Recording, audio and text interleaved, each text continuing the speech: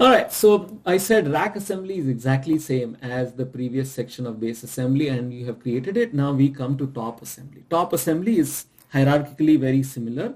It is the child of drying rack, and each drying rack needs one top assembly.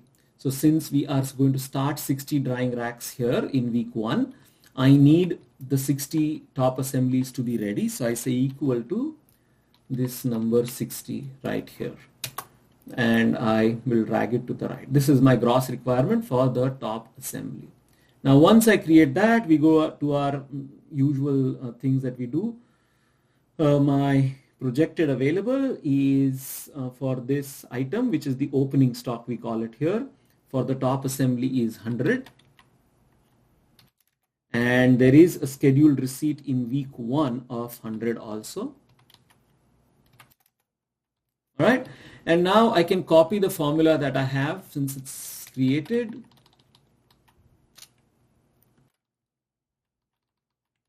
I copied the formula here. Now we should be, ideally you may say that we are good in week 2, we are good in week 3, but if you look at that particular grid, the table that we have in the BOM sheet, it says that the top assembly needs to have a safety stock of 100.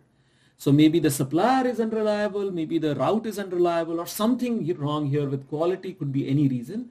But what we're saying there is we cannot allow the projected available to go below 100, because that's what the safety stock says. All right. So now this portion we'll handle a little bit manually. We won't create, we could create a net requirement 20, a new formula here. But we'll handle it manually since it's only one-off case. So we need 80 here, all right? We need 100 here, we have 80. So we will have to order something, and we know that top also has a order policy of 100. So I'm going to order 100 here. So that 80 goes above 100. So I'm fine. It goes above 100, it goes above 100. So now I'm going to order, this is lesser than 100. I cannot allow the projected available to go lesser than 100.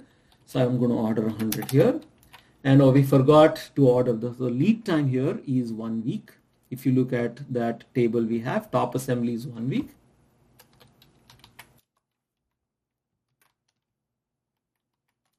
The rest is very similar. I cannot allow this number to be under 100.